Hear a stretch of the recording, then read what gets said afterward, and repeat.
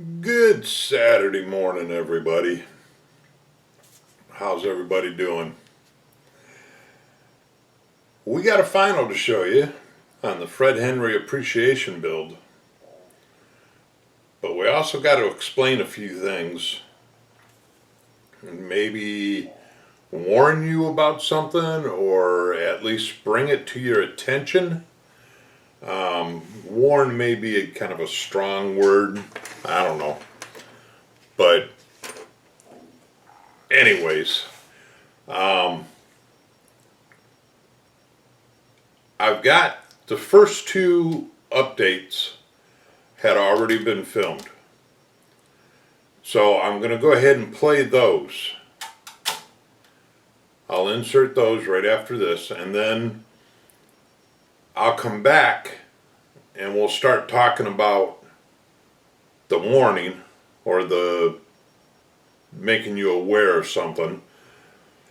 And then I'll show you the final build so I can show you how it actually turned out. So hang on, I'm going to insert those right here. Hey guys, Papa Dan here. This is my first update to the Fred Henry appreciation build. And if you remember from my first video, this was the kit that I said we were going to be using, the 727 Whisperjet. Well, upon closer inspection of the kit, I can't use this one. But at least I got the glass from Atlantis Force, so when I do build it, because I will build it, I just can't use it for what I have in mind for the appreciation build. So we went back to the drawing board, and what we're going to use instead is this Boeing 747. Now this one is a Japan Airlines 747, but the decals are trash in this kit, which is fine. I don't really care, because I wasn't planning on using the decals anyways.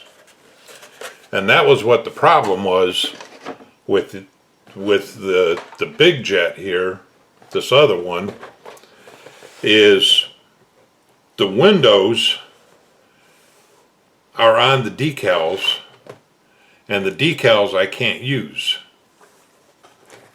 It comes with two separate sets of decals, the blue and the black, and the windows are just like they are here on the box. They're right on the decal. And I couldn't use those. Then it also came with a set, it looks red on the box, and I thought, okay, I can live with that. But they're not red, they're orange. So, couldn't live with that. But that's the only way you get windows, is with the decals. So on this one, I don't need the decals for the windows, because as you can see, all the windows are already cut out. Every window on there is already cut out for you. So all I got to do is paint it. So let me do a little mock-up here, and I'll be right back. Alrighty, so we got it pretty much all mocked up. As you can see, we've got a couple of the engines on there, and this I've got some cleanup that I have to do. There is a little bit of flash to this kit. It isn't an older kit, but it's not bad at all, and it does fit really nicely. I mean, as you can see, there's hardly any seam line coming down here at all, and this is just taped together. I mean, it's not even glued together yet, and there's like no seam line or very, very faint seam line. So I'm real impressed with that. And what really impressed me with this kit is when I was cutting the wings off of the sprues here and the engines, they had this little part here. And I thought, now what is that for? And it goes, it's like a divider between the pilot's cabin and the rest of the plane. I thought, well, that's kind of weird. They put one little piece like that in there to divide that up when there is no interior on the plane at all. But then I was looking at the directions, and it came with 2 metal pieces. And these are weights for the front end of the plane that fit right into this piece here. So they fit together just like that. There's a weight on both sides of it. And that's right where it goes, is right where the divider between the cabin and the rest of the plane would be. So it'll weight down your nose and you don't have a tail sitter. I thought that was really cool. I'm used to having to put my own weights in there, which I use lead fishing sinkers, which is what I've always used for weights up in the nose of the plane before. But this is really cool. So anyways, what I'm going to do, since I'm pretty much assured that it's going to be a really good fitting kit, I don't have any problems that way, is I'm going to go ahead and get this glued up and clean up what little bit of flash there is for me to clean up. And then I'm going to get it base coated and just double check the seams, get it base coated with a primer, and then double check the seams, and then we'll move on to final paint and getting it where we want it. Okay, we're back. So after I had it all mocked up, like you just saw, went through and started gluing everything together. Went through and put it in primer, which we used the Tamiya Surface Primer.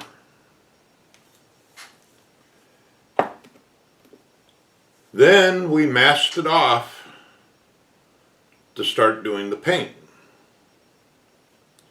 And that's where things started to fall apart.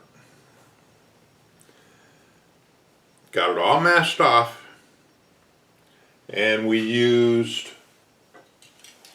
the first paint I was putting on was the TS30 Silver Leaf. And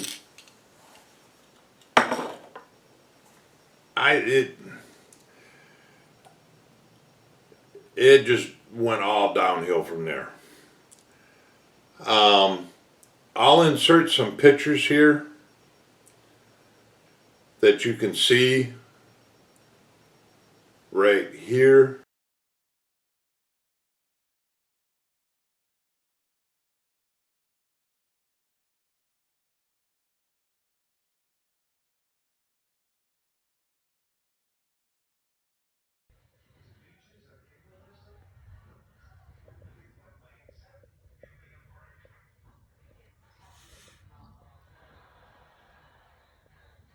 It's all over both wings too.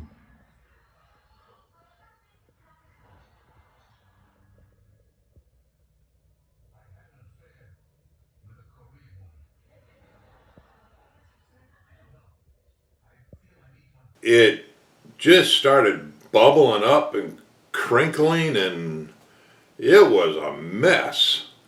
I mean, a total mess. Well, and this is where I started to get a lot of help from the community.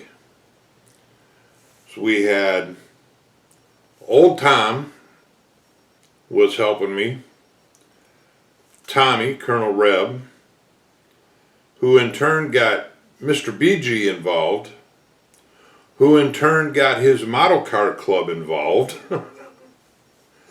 So we had a lot of people involved in this, and everybody was stumped. Because it was Tamiya primer and Tamiya paint. And it was trash. It was bad, as you saw in the pictures.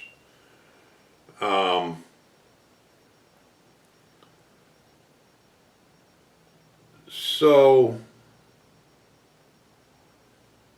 the only thing that everybody could come up with, and everybody seemed to agree that this was the problem, was the glue that I used. This Flexifile Plasti-Weld. If you guys are going to use this, be real careful. Now I know there's videos out there to where there's this like plastic applicator thing that you put the glue inside this applicator and then just run it along the seam, and the capillary action, melds the plastic together and everything. When I bought this, I didn't even see that option. I mean, it was just this jar of glue, and it comes, you can see it comes with a little brush. So that's what I used. I put the parts together and then just used the brush, and as neatly as I could, put it along the seams. But the only thing that we could come up with is that the Tamiya paint reacted to this glue. So I sanded it all down, all the bad spots I sanded down, just about the bare plastic, and then reshot it. I decanted the silver and then shot it through my airbrush. So did it come out? Yes and no. I mean, it looks better than it did, but you can still see where it's kind of messed up. So at least it's on the bottom of the plane. So let me turn this camera around here and I'll show you the final product of what we got. Hold on, I'll be right back. Alright guys, here we go. This is the final product. And it's Bulldog 1. After Georgia beat up on Michigan and then beat up on Alabama and won the national championship last year, the school went ahead and decided to treat the team and get their own private jet to fly to the games. Yeah, that's my story anyways. But this is how it came out. You can see we got the Bulldog 1. That was a mask that I cut out of my Cricut, or cut out with my Cricut, and put that on over the primer, and then sprayed the red, and then peeled that mask off. So that's actually the primer the white primer that you're seeing there. And the same with the white stripe going down the sides and on the leading edge of the wings and the tail fin here. Now I'll show you the bottom. Now don't laugh. But here's the bottom, and here's where it starts to get really bad. You can see where it, even after I sanded it and reapplied it, it's still crinkled up some. Not as bad as it did the first time, but it's still crinkled up some. Boy, that engine shifted on me, and I've got a big old glue spot there. Doggone it. I didn't even see that till just now. But anyways, you can kind of see in the, when I get it turned just right. And that was sanded down smooth and then repainted, and it's still wrinkled up. And then the tail, that was real bad.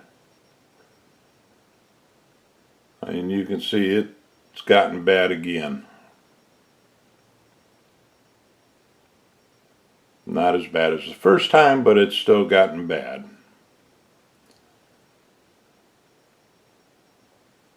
So, like I said, the only thing we can come up with, because it's right along the seam lines, it's right where, it's wherever I put glue is where it got all wrinkled up and nasty looking.